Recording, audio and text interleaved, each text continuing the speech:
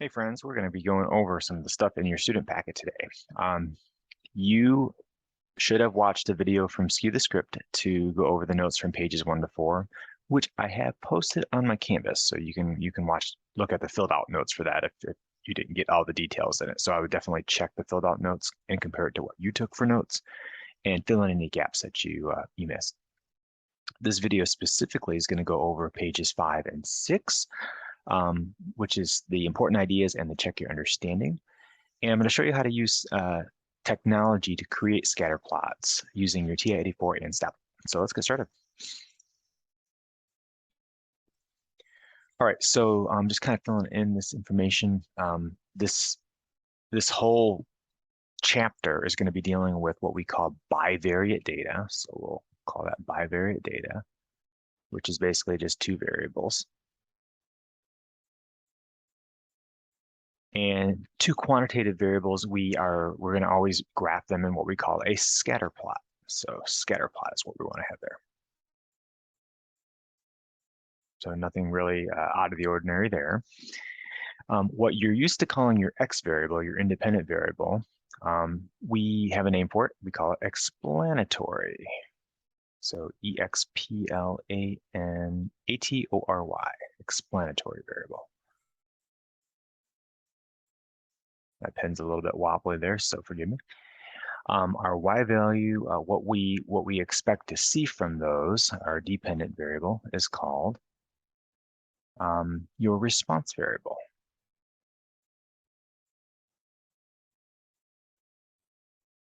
And real quickly, the explanatory variable is the variable that predicts or explains the response. So the x explains the y value. The explanatory explains the response variable. Got it? Correlation is just a measure of how things are related to each other or associated. So I'll put related there. But any similar word is fine.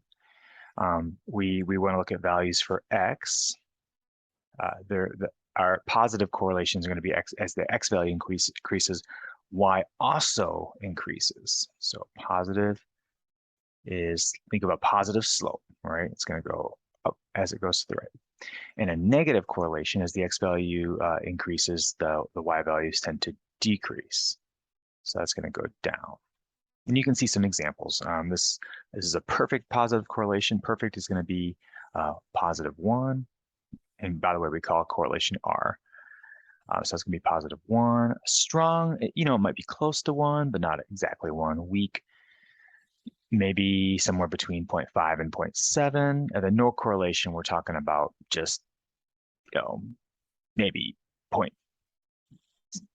0.2, something like that.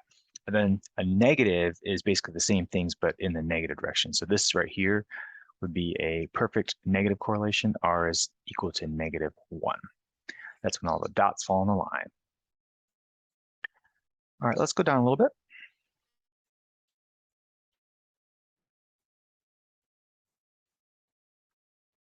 All right, so over here, correlation is basically just a measure of strength of a linear relationship between two quantitative variables. So they can't be categorical, they got to be quantitative.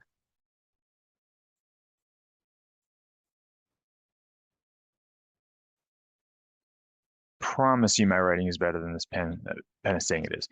R is going to be between -1 and +1.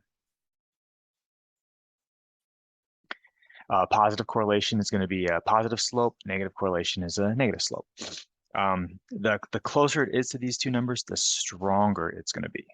So it's going to be stronger. All right, when describing a scatter plot, we have a little acronym we use, just like we had SOCV for describing one variable data. We have CDUFs for two variable data. So the C is just context. We want to use both variable names in your description, not just X and Y, but actually the names of them. So context is always going to be important in these problems, this being no exception. The direction, that's your D, that stands for the overall pattern. It's either going to be positive, negative, or it might not have any association, but normally it's going to be positive or negative. We look for any unusual features. So your book says, some people say O for outliers, but we say U just because they don't necessarily have to be outliers. It could be clusters, gaps, points that kind of fall outside of the pattern. The form, we're just looking at linear or nonlinear, which can also be maybe looked at as curved in some cases. And then the strength, how strong is that relationship? So the strength is just basically, is it going to be strong, moderately strong, weak, moderately weak? Is it going to be a perfect correlation? That's where that S stands for. So your C, DOFS is that. R doesn't have any units, so it's just going to be a number. R is outliers will affect the R, so it is non-resistant. Okay, that means that an outlier is going to weaken the correlation. So right over here, this information is just kind of like your template. Okay, so when you're describing a relationship, you want to kind of think about this. There is a moderately strong, positive, linear relationship between miles per gallon and size of the car, for example. So that's just kind of how that would work. And just remember, correlation does not imply causation. So these two are not the same. You can have two things that are related to each other or correlated, but doesn't mean one thing caused the other.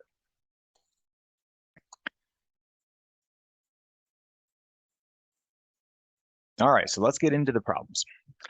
You have two check understanding problems, multi-part. On number one here, we have a study conducted to see if the number of minutes of screen time is a good predictor of the popularity rank for Star Wars characters. Here are the data from a recent study that ranked the 14 most popular characters. And I'm, a moderate fan of Star Wars, but I don't know everybody here, so I'm not going to get more into the details on that. But basically, we want to look for which would be the explanatory and the response. And the key is in the wording. Most of the time, the X values are on the left column and the Y values on the right column. But in this case here, it's asking you to say which one's which. So my thinking is maybe they're switched up. So a study was conducted to see if the number of minutes of screen time is a good predictor of the popularity rank, which means that, what we have is we want to know what is this going to tell you about the rank, which means this is going to be your X value. And then that screen time is going to predict what the rank is. So this would be your Y.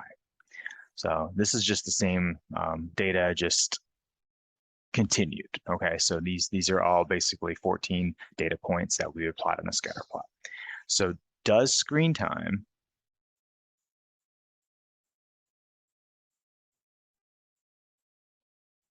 predict rank?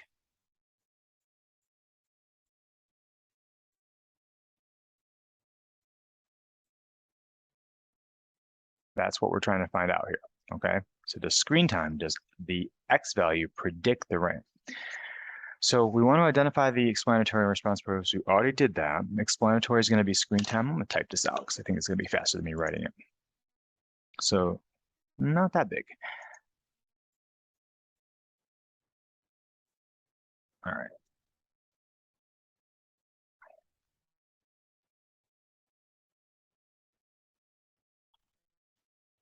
Oh my gosh, I'm just struggling here. That's your screen time. And your response, that is your rank. So don't say X is this, Y is that. Say explanatory is this, response is that. We were studying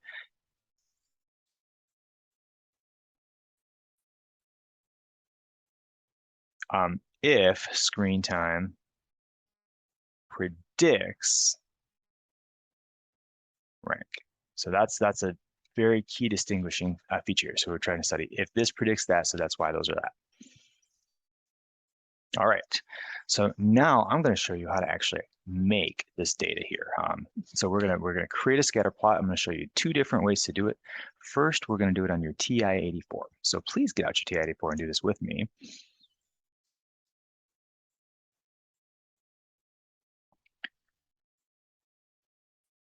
Now, what I want to do on this problem is I'm going to my stat menu.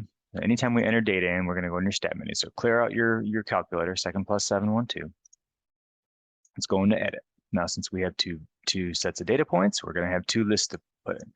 Now, remember, our X value is going to be what you want for L1. So I'm going to go ahead and put my 150 there, 261, 282, 163. And let me get all these in here real quick.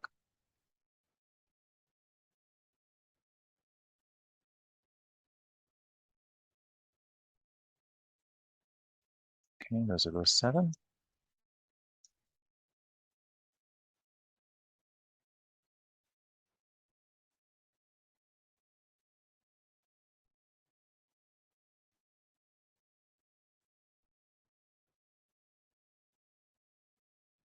All right, so I have my X values and there should be 14 data points. Now Y, I think that's just 1 through 14, right? So just keep them in the same row as the Y value. So 1, 2, 3, 4, 5, 6, 7, 8, 9, 10, 11, 12, 13, 14. Very good. So once you have your data in here, you're going to go to second Y equals. Every time you want to graph something, stat plot. Press on twice, or press enter twice, and the first option for Scatterplot is what we want. So it's already there by default. And you'll press zoom 9, and there's your Scatterplot. So you'd want to kind of copy this down best you can. Try to get the essence of it. Don't get too detailed with it because you're not actually going to ever be asked to draw a scatter plot, especially with this many data points on any free response question. So do the best you can at drawing it. Make sure you label it, okay? And the label here would be the screen time in minutes and the rank and Y. So I know I'm going to cheat and just do this right here, but this is, trust me, a lot better than what my pen's going to allow me to do here. So when you label that here, just make sure on your x-axis you label what you have. So say screen time, and make sure you use units on that. So minutes, and then this is just going to be rank. And you know, in a perfect world, we'd label our x-axis, but I'm not going to really get into that right now. Okay. So let's talk about that. Now that you've made your scatter plot, what's the relationship? And if you look at it, you can kind of tell, well, there seems to be a negative trend, right? The more screen time, the lower the ranking, but it's not very strong at all. So there's not much of a relationship between those two. So I would say something like the scatter plot of screen time in minutes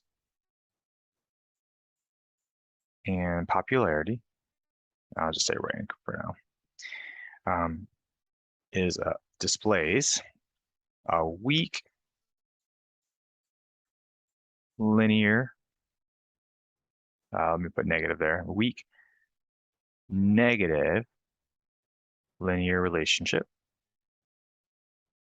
And I want to comment about like the unusual features. It doesn't seem to be any outliers. This is not an outlier. It's just kind of too clustered together to have that. So there do not appear to be any unusual features in the graph. So it's just kind of a weak negative linear relationship, and that's about the best you can say on that. And that's number 1. Before we go on to number 2, let me show you how to use Stamplet to create a scatter plot itself. So if you go to stamplet.com, get that real quick. And this is going to be 2 quantitative variables, 2 quantitative. And so the explanatory is going to be screen time, minutes, and the response is going to be rank. And you would just keep your numbers, put a space or comma between them, and go from there. Let me see if I can pull both of those up. And we'll do that real quick. So let's see, 150, 261, 282, 163, 316, 294. You really don't need me reading these numbers, do you? Let me hide that up here.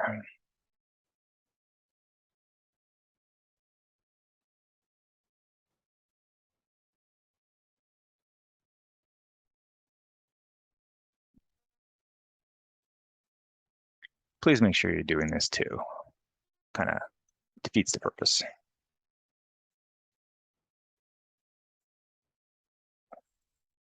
All right, so we're going to go ahead and begin analysis. And you basically see the same thing, but nice thing about Statplet is it labels everything for you. And if you really want to go down here, we can calculate the correlation.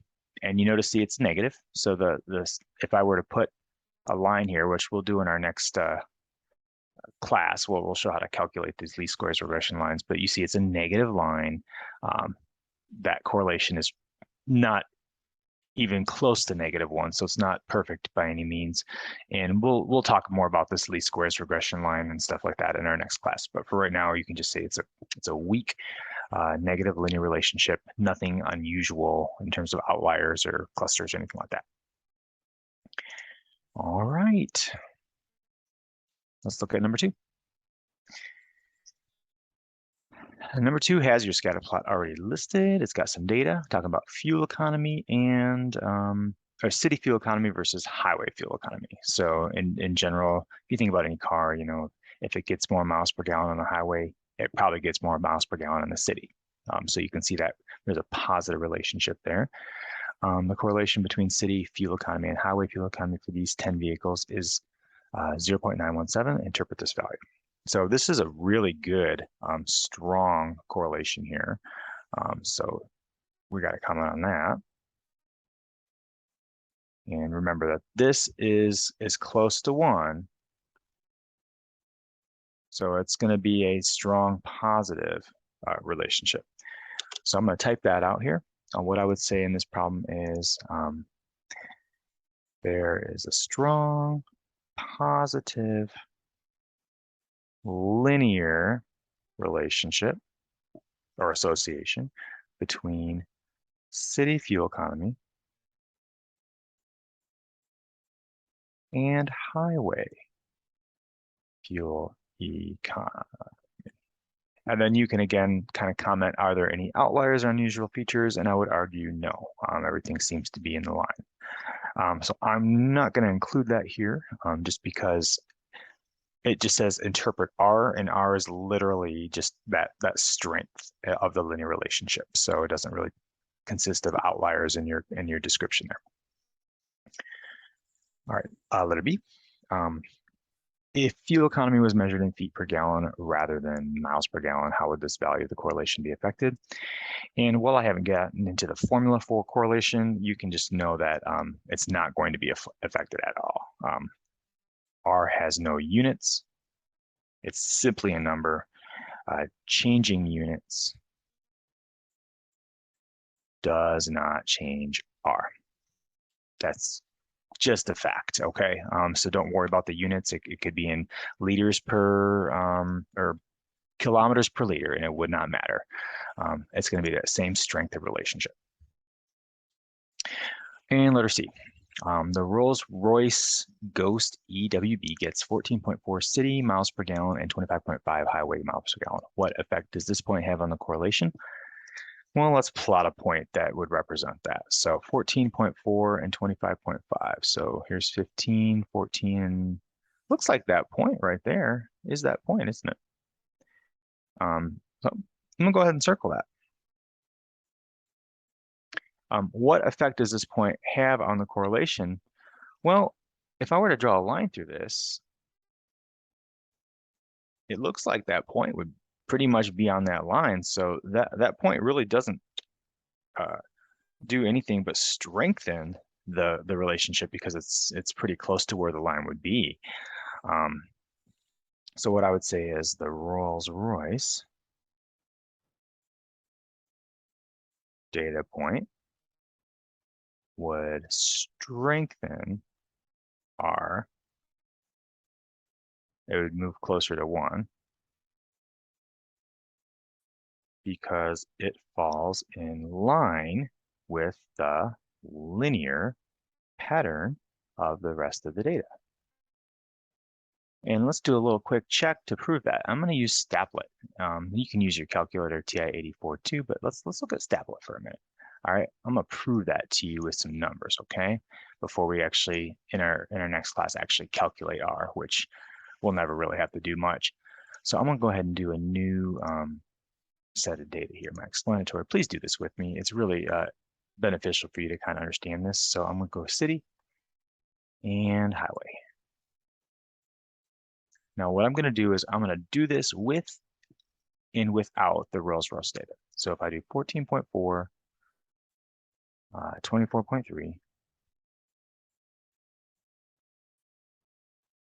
27.2, 29.9, 20.4, 28.8, blah, blah, blah. How are you doing today? You excited to have the day off? I bet you are. All right, here you go. Let's do the highway. Let's see, 25.5, 37.4, 36.5.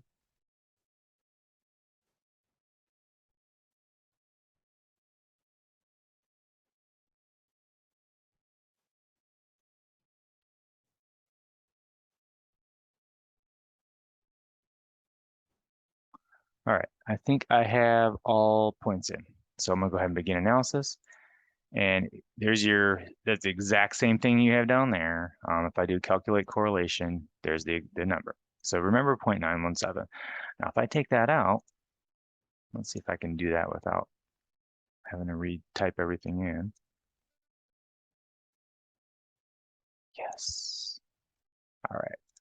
Let me begin that analysis again. Here's the data without the Rolls-Royce. So notice that it doesn't have that point down there. It got rescaled, but if I calculate the correlation, it's a little bit less. It's still strong. It's still close to 0.9, but definitely weaker.